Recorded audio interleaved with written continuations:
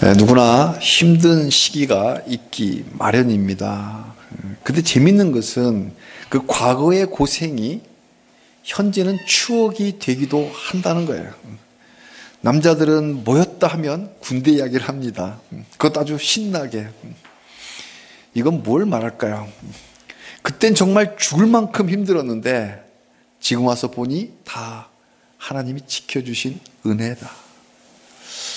그렇다면 힘들었던 과거가 지금 현재는 추억이라면 현재 죽을 것만 같은 그 고난도 미래의 어느 시점에 가면 아름다운 추억이 될 수 있을까요? 한 번 더.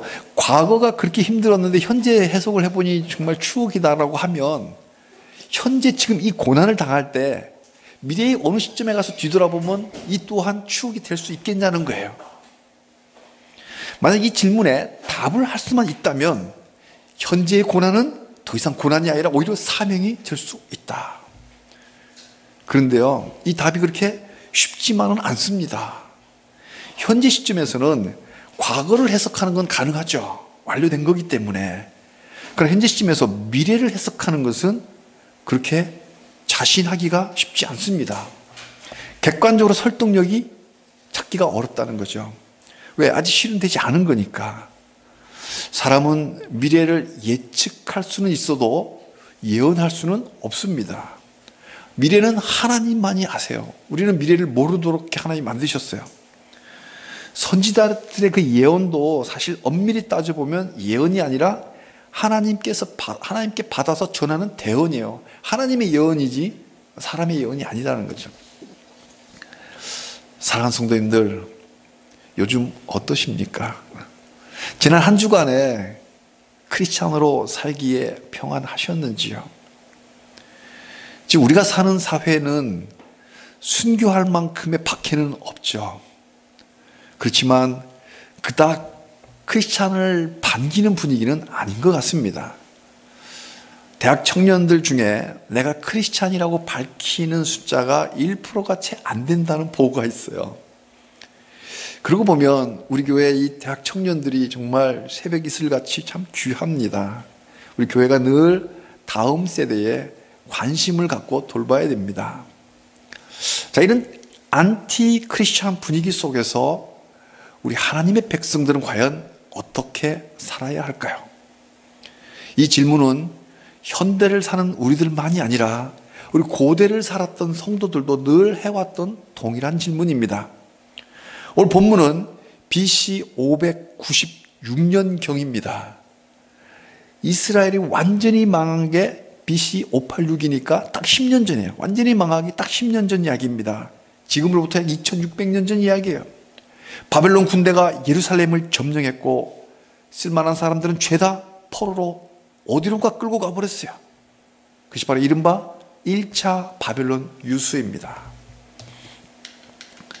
이 지도를 보면 머나먼 길이에요. 이 루트를 타고 이 바벨론까지 끌려간 거예요. 이들은 이 머나먼 길을 끌려가면서 도대체 무슨 생각을 했을까요?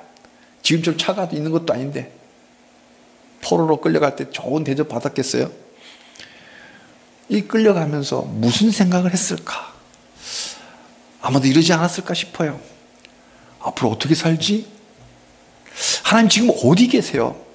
지금 끌려가는 거 지금 보고 계시는 거예요? 홍해를 갈랐던, 그죠? 모세가 1500년경이니까 자, 900년 전에 이 홍해를 갈랐던 그 하나님 지금 어디 계세요? 우리에게 할 말 없으신 거예요? 지금 포로로 끌려 우리에게 뭐라고 말씀하셔야 되는 거 아니에요? 이런저런 생각하면서 가지 않았을까 싶어요. 이런 질문에 대한 대답이 바로 오늘 본문 예레미야 29장입니다. 예루살렘에 남아있던 예레미야가 바벨론으로 끌려가는 동포들에게 하나님의 말씀을 편지로 써 주었습니다. 이 편지의 메시지는 현재는 절망이지만 미래엔 희망이 있다. 앞으로 70년이 차면 돌아오게 하리라. 낡은 건물을 철거가 끝나면 재건축을 시작하듯이 심판이 끝나면 새 창조가 시작될 것이다. 그래서 오늘 본문을 70년이 차면이라는 제목으로 말씀 증거할 때에 은혜의 시간이 되시기를 바랍니다. 예레미야의 편지, 바벨론 포로로 잡혀간 백성들에게 주는 하나님의 첫 번째 메시지는 다음 세대를 준비하라.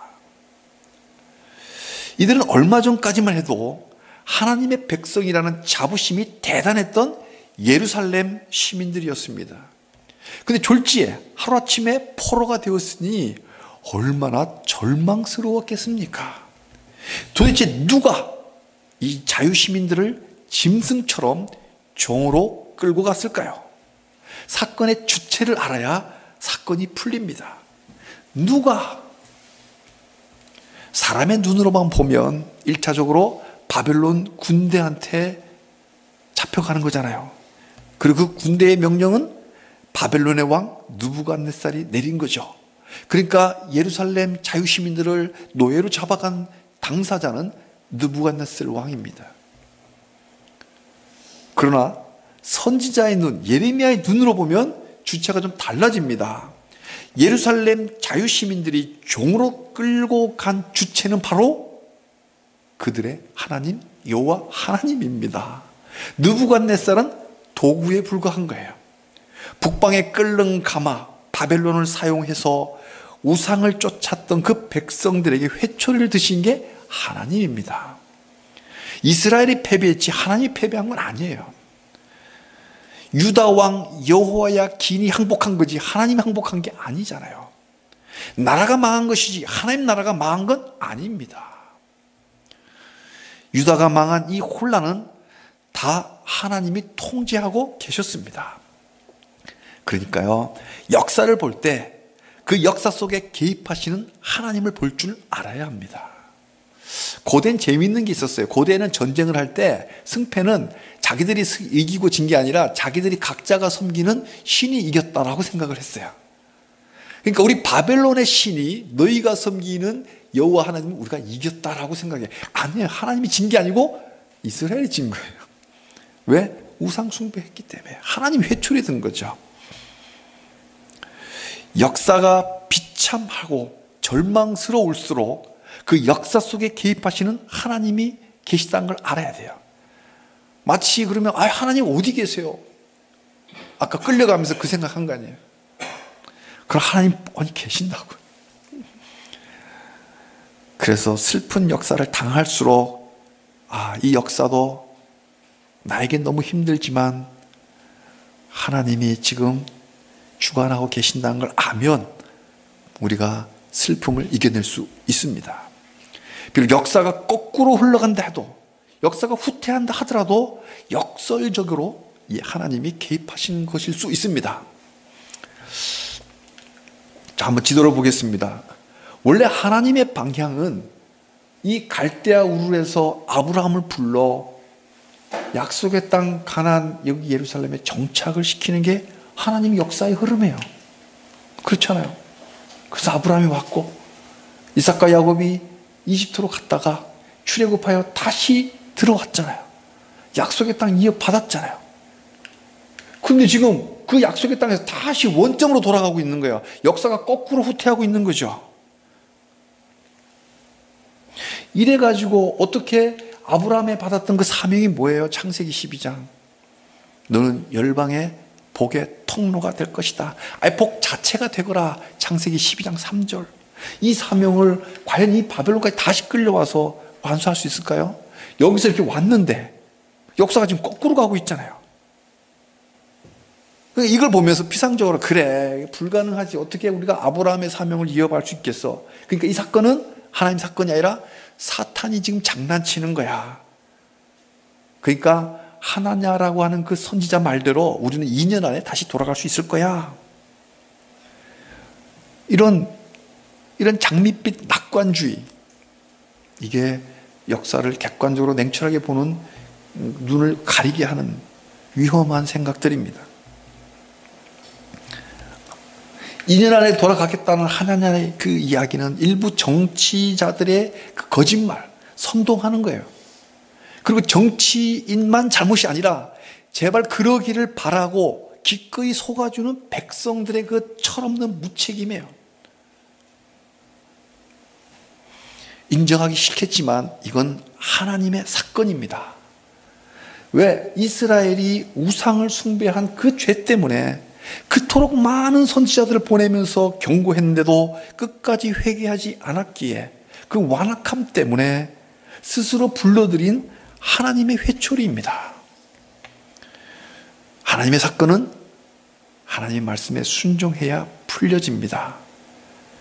그래서 포로된 자들에게 온 이 예레미야의 편지 첫 번째 메시지는 다음 세대를 준비하라 합니다. 5절과 6절입니다. 너희는 거기서가 두 번이나 나와요. 거기서 집도 짓고 텃밭도 일구고 결혼도 해서 자녀도 낳고 자녀가 또 자녀를 낳아서 손자 손녀 많이 낳고 거기서 번성하고 줄어들지 않게 하라. 이 번성하라는 뜻은 물질적인 번영뿐만 아니라 숫자가 많아지는 거. 동물들로 말하면 개체수가 많아지는 거고 우리 사람들에게 말하면 우리가 많은 자녀들이 많아지는. 그래서 너희 숫자가 결코 줄어들지 않게 해라. 이게 첫 번째 메시지예요. 거기서 텃밭 일구며 줄어들지 않게 해라. 한마디로 정착하라는 거예요. 그냥 정착하라가 아니라 다음 세대를 낳아서 너희 수가 줄어들지 않게 번성해라. 그렇다고 거기 바벨론이 너의 영구적인 고향은 아니다. 그런 뜻이 아니라 몇 세대가 거주할 당분간의 고향으로 정착하라는 뜻입니다. 어려울수록 다음을 기약해야 됩니다. 은혜의 하나님이 회초리를 드셨다면 공의로운 심판 후에 반드시 회복시켜 주십니다. 은혜의 하나님이시니까. 그러니까 우리는 그때를 준비해야 합니다. 준비의 첫 단추는 다음 세대입니다. 당대는 아니라 하더라도 하나님은 다음 세대를 일으켜 새 창조를 하십니다. 내가 원하지 않는 곳에 끌려갔을지라도 거기가 적지일지라도 번성하여 줄어들지 않게 하라. 지금 힘드십니까? 정신적으로 힘들 수도 있잖아요. 아니면 언젠가 우리가 힘들 때를 당할 때가 있어요. 그때가 된다면 오늘 예레미야 29장 이 메시지를 기억하시기를 바랍니다. 표시를 좀 해놔보세요. 성경에 많은 성경 모든 말씀이 다 귀한 생명의 말씀이지만 특별히 어려울 때 이 말씀 꼭 기억하고 찾아보시기 바랍니다. 힘들수록 번성하여 다음 세대를 준비하라. 이건요 창조의 원리예요. 창세기 1장 28절 제가 자주 말씀드리잖아요. 생육하고 번성하여 땅에 충만하라. 이게 복이에요. 그리고 창조 번성해서 수가 줄어들지 않는 이 창조에 순종하면 하나님은 다음 세대를 통해서 새 창조를 시작하십니다. 잘 크게 보면요, 이 메타 내러티브를 크게 보면 참 재밌습니다. 이집트 생각해 보세요. 이집트에서도 생육하고 번성하여 온 땅에 가득하고 충만하라고 출애굽기 1장 첫 번째부터 말씀이 나와요. 수가 충만해요. 출애굽기는 충만한 책이에요. 충만으로 시작해서 충만으로 끝납니다. 1장 초반부에 숫자가 충만하다고 그랬잖아요. 이걸 생물학적으로는 거의 불가능하답니다. 그 숫자 그렇게 많아지는 게 200만 명까지 늘어났잖아요. 근데 출애굽기 맨 마지막 장 가면요, 이 모세의 회막이 나오잖아요. 여기에 여호와 하나님의 영광이 충만합니다. 그러니까 1장 처음에 우리 숫자가 충만하니까 마지막은 영광으로 충만한 거예요. 마찬가지잖아요. 이집트도 타지잖아요. 바벨론도 타지잖아. 그러니까 바벨론에서도 포로로 왔지만, 이집트는 자유시민으로 갔다가 나중에 포로가 됐지만, 바벨론 처음부터 포로로 갔지만 여기서도 정착해서 생육하고 번성하여 수가 줄어들지 않으면 하나님은 새 창조를 다다음 세대를 통해서 이루어 가십니다. 그러니까 현재 고난 가운데 있는 성도는 힘이 들수록 다음 세대를 준비해야 됩니다. 저는 우리 교회 청년들이 다 결혼하고 다 자녀 낳기를 바랍니다. 요즘 사회적으로 미혼자가 급증하고 인구 절벽이 사회 문제가 됐잖아요. 결혼 안 하니까. 아기들도 없고, 그러니까 갑자기 그냥 인구가 절벽이 되잖아요. 근데 우리 하나님의 창조 원리는 거역하는 거예요. 우리 어른 세대는 막 우리 삼촌들, 뭐 큰아버지, 작아버지 7남매, 8형제 뭐 이렇거든요. 8남매. 우리 때는 한 3형제 정도. 베이비 붐이 끝나고 지금 둘 낳다가 지금 거의 없어요. 한 명도 채 안 된다 그래요. 이거는 하나님 창조 원리를 어기는 거예요. 아이를 많이 낳으시길 바랍니다. 아이는 하나님이 키웁니다. 계산하잖아요. 한 명당 뭐 몇 억 든다 이래갖고 하는데 하나님이 키우세요. 이슬람이 급증한 건 그네들의 선교가 탁월해서가 아니라 아이를 낳는 대로 다 낳아서 그래요. 걔네들은 사라지지 않아도. 그러니까 이슬람이 급증하는 거예요. 우리 교회는 어려울수록 다음 세대를 하나님의 자녀로 영육간에 영혼이나 육체나 잘 돌봐서 그걸 양육하는 교회 되기를 주님의 이름으로 축복합니다. 우리가 교회가 키워야 돼요. 부모님 당연히 키우지만 바벨론으로 날아든 예레미야의 편지 두 번째 메시지는 거기서도 복의 통로로 살아라. 거기서도 7절입니다. 7절을 함께 읽겠습니다. 너희는 내가 사로잡혀 가게 한 그 성읍의 평안을 구하고 그를 위하여 여호와께 기도하라. 이는 그 성읍이 평안함으로 너희도 평안할 것임이라. 그 성읍이 어디예요? 바벨론입니다. 사로잡혀 가게 한 그 성읍, 바벨론의 평안을 구하고 바벨론 사람들을 위해서 기도하라. 자, 한번 상상해 보겠습니다. 같이 한번 상상해 보죠. 지금 예루살렘 포로들이 야밤에 이 바벨론 사람들의 그 감시망을 피해서 유프라데스 강변에 지금 모여 있어요. 몰래. 그리고 고향에서 온 편지, 예레미야의 그 편지를 누군가가 읽고 있고 다 듣고 있어요, 지금. 그런데 갑자기 7절 이 말씀을 지금 나온 거예요. 이때 이들의 마음이 어땠을 것 같아요? 읽는 사람은 갑자기 읽다가 이거 읽어야 되나? 그 듣는 사람들은 자기들을 강제로 끌고 와갖고 지금 노예를 부리며 조롱하는 저들을 위해서 기도하라는 거예요. 이게 가능할까요? 우리 포로라는 것을 너무 낭만적으로 생각 안 했으면 좋겠어요. 영화도 많이 나오잖아요. 인격적인 대우 전혀 아닙니다. 인간이 아니에요. 이 말을 하는 짐승, 포로와 짐승의 차이점은 말을 할 줄 아느냐 모르느냐의 차이뿐이에요. 짐승이에요, 짐승. 너무나도 절망스러워서 자신을 위해서 기도조차 할 수 없는 이런 상황 속에서 적의 수도 바벨론의 평안을 위해서 중보기도 하라고 합니다.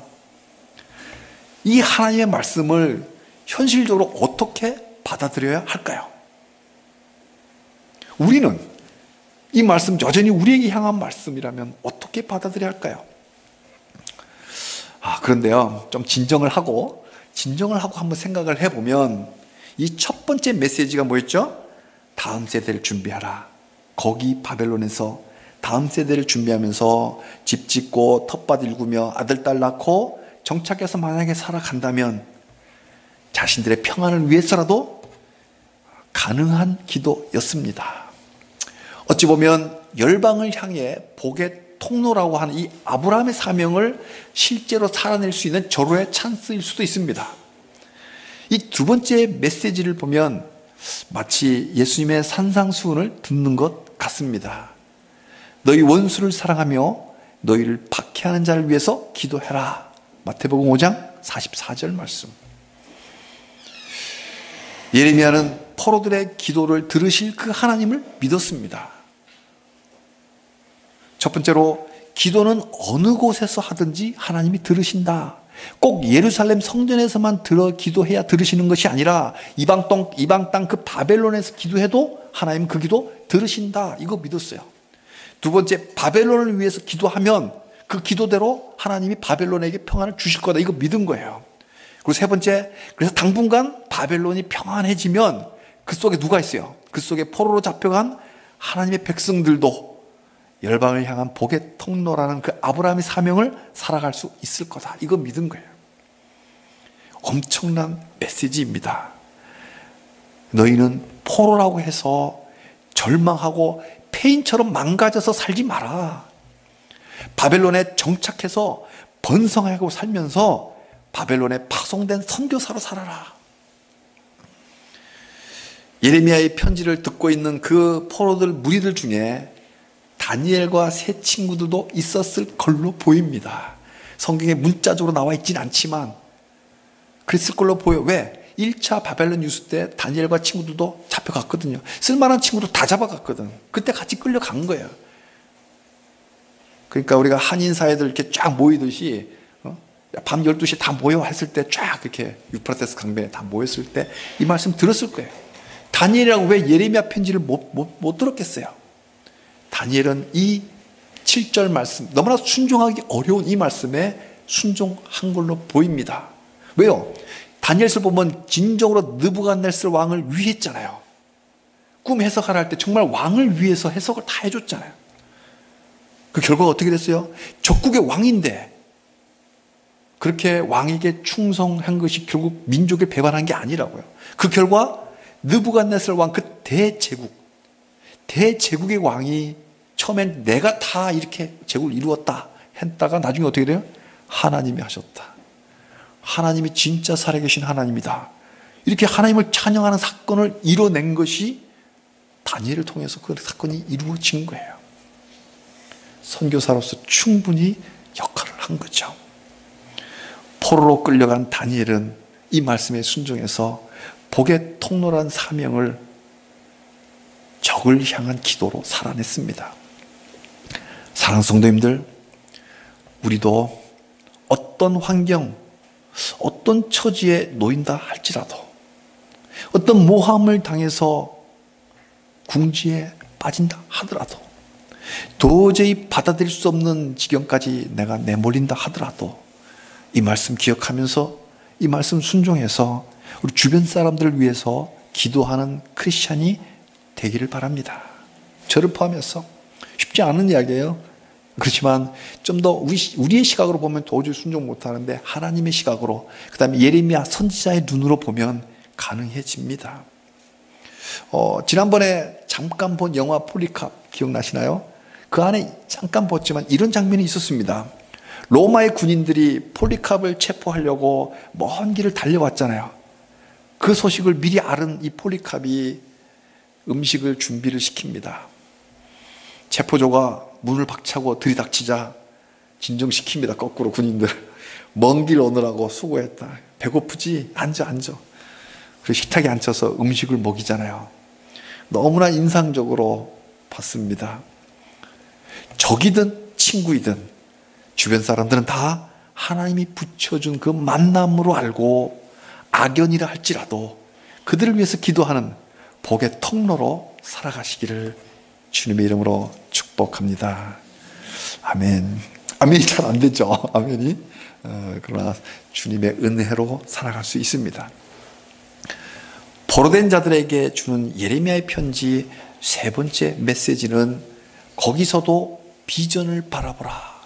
비전을 바라보라. 10절입니다. 70년이 차면 돌아오게 하겠다. 하나냐 같이 2년 안에 돌아올 거란 이 거짓 선지자에게 미혹되지 말라. 하나냐, 참 얄궂게도 아나니아하고 똑같은 이름이에요. 70년은 채워야 한다. 그러니까 미혹되지 말라. 2년 만에 간다. 그러지 말고 70년은 채워야 된다.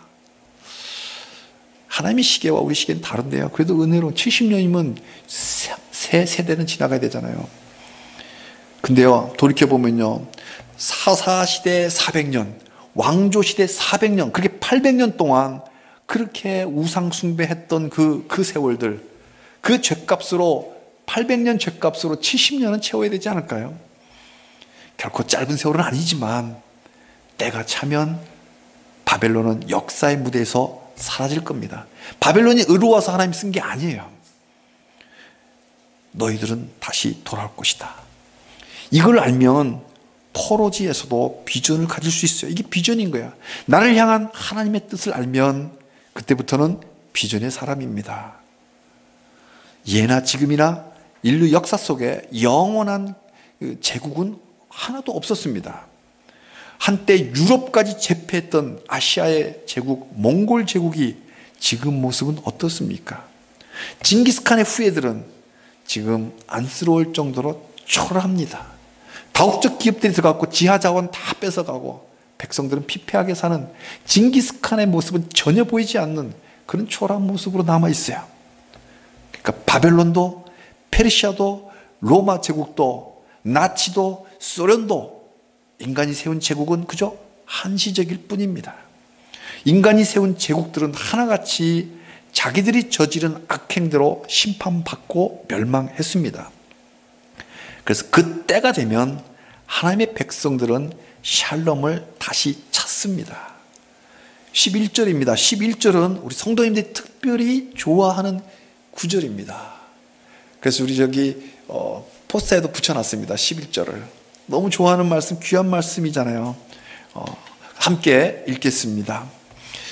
여호와의 말씀이니라. 너희를 향한 나의 생각을 내가 아나니 평안이요 재앙이 아니니라. 너희에게 미래와 희망을 주는 것이니라. 우리를 향한 하나님의 생각을 우리가 어떻게 다 알 수 있겠습니까? 우리를 향한 하나님의 생각은 우리가 셀 수 없을 만큼 너무나 많으십니다. 그리고 우리가 짚을 수 없을 만큼 깊으세요. 그리고 우리가 닿을 수 없을 만큼 하나님의 생각은, 우리를 향한 생각은 높으십니다. 우리를 향한 넓고 깊고 높으신 하나님의 계획은, 하나님의 생각은 계획이라고 할 수 있어요. 하나님의 계획은 우리 성도들의 샬롬입니다. 지금 전쟁 포로로 끌려갔는데 무슨 샬롬이에요? 아니요. 그래서 하나님의 생각은 높고 넓고 깊다는 거예요. 이 말씀으로 우리 옆에 영혼의 친구들에게 서로 축복했으면 좋겠습니다. 하나님의 샬롬으로 평안하세요. 하나님의 샬롬으로 평안하십시오. 비록 바벨론 포로라고 하는 이 불구덩이를 좀 통과하고 있지만, 이건 자꾸 남 이야기로만 보지 말고요, 내 삶을 한번 이렇게 적용해서 보셔야 됩니다. 궁극적인 하나님의 계획은 성도들의 샬롬입니다. 70년이 차면 샬롬이에요. 11절 이 은혜의 말씀에 우리는 어떻게 반응해야 될까요? 파티라도 열까요? 들뜬 마음에 즐겁게 댄스라도 칠까요? 하나님은 파티보다는 기도하면서 하나님을 찾으라고 하십니다. 12절입니다. 너희가 내게 와서 부르짖으며 기도하면 그 기도 내가 듣겠다. 13절입니다. 너희가 온 마음으로 나를 찾으면 나를 만나리라. 와, 이 말씀요, 한번 여러 번 생각을 해보세요. 한번 여러 번 씹어보면요, 참 놀라운 걸 발견하게 돼요. 하나님은 보물찾기 있잖아요. 그 아이들 가면 돌 밑에 종이 이렇게 보물 써놓은 거 있잖아요. 그 보물이 되어서 보물이 찾아지기를 너무나 기다리고 계세요. 왜 하나님 안 만나주세요? 불평할 것이 아니라 하나님은 제발 나를 찾기만을, 발견되어지기를 너무나 기대하시는 거예요. 고난 가운데 있는 성도의 미래는 샬롬입니다. 미래가 샬롬인 자가 현재 고난 가운데 있으면 그 고난 가운데 해야 할 일은 기도예요. 기도하면 다 들으십니다. 온 마음 다해 찾으면 만나 주십니다. 이게 12절 13절이에요. 트럼프 미국 대통령 만나는 건 현실적으로 불가능하잖아요. 전화도 안 돼. 전화번호도 모르잖아. 그렇지만 우주의 주권자 하나님 만나는 건 너무나 쉽습니다. 진심으로 기도만 하면, 하나님을 찾기만 하면 우리 하나님은 하늘을 가르고 즉각적으로 와서 만나 주십니다. 스케줄 없어요. 바로 달려오십니다. 기도의 자리에서 하늘아버지를 만나시기를 주님의 이름으로 축복합니다. 아멘. 우리 믿음은 개인의 신앙에만 머물 수가 있습니다. 나만 은혜 받으면 된다는 생각은 개인적인 신앙입니다. 그러나 하나님은 나만의 하나님이 아니라 우리 교회의 하나님이시고 우리 나라의 역사를 이끄시는 하나님이시고 세계사를 통치하시는 하나님입니다. 그래서 나의 믿음은 우리의 믿음으로 성장해야 합니다. 하나님은 나를 부르실 때 우리 속에 나를 부르셨습니다. 공동체 속에 부른 거예요. 작은 공동체라면 가정이고 교회지만 큰 공동체는 교회이고 인류예요. 그리고 우리가 몸담아 사는 사회와 국가를 위해서 우리는 기도해야 합니다. 지금 우리나라는 어느 때보다도 비상한 때입니다. 사람이 너무나 태연해요. 하나님의 공의와 은혜가 우리나라의 현재 역사를 어떻게 이끌고 갈지 모르겠지만 우리는 기도해야 됩니다. 적지 바벨론을 위한 기도도 들으시는 하나님이신데 하물며 우리 족을 위해 기도하면 우리 기도 다 들으십니다. 작은 우리가 작지만 우리가 바로 나라를 살리는 기도를 드릴 수 있습니다. 사랑하는 성도님들, 오늘 본문의 말씀대로 우리를 향하신 하나님의 생각은 결국 샬롬이기 때문에 우리 미래의 희망을 겁시다. 이 희망으로 다음 세대를 준비합시다. 다니엘처럼 주변 사람들 위해서 기도합시다. 그리고 때가 차면 돌아오게 하시겠다는 이 말씀으로 비전을 품고 하나님을 구합시다. 하나님을 찾자고요. 그래서 고난의 때에 불구덩이 가운데서도 만나주시는 하나님의 얼굴을 바라보면서 이 시련을 이겨내는 보배로운 성도님들이 다 되시기를 주님의 이름으로 축복합니다. 아멘.